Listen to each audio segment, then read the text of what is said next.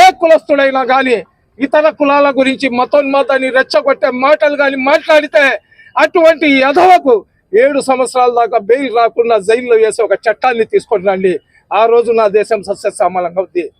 మాట్లాడితే నేను హిందూ, నేను ముస్లిము, నేను దళితుడిని, నేను వాడిని, నేను బీసీని అని చెప్తున్నారు.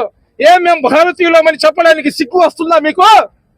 ఈ దేశంలో పుట్టినారు, ఈ దేశం గాలి పీల్చుకుంటున్నారు, ఈ దేశం తిండి తింటున్నారు, ఈ దేశంలోనే మీకు ఇష్టం వచ్చినట్టు జీవిస్తున్నారు. అయామె ఇండియన్ అని చెప్పడానికి ఎందుకు సిగ్గుపడుతున్నారు?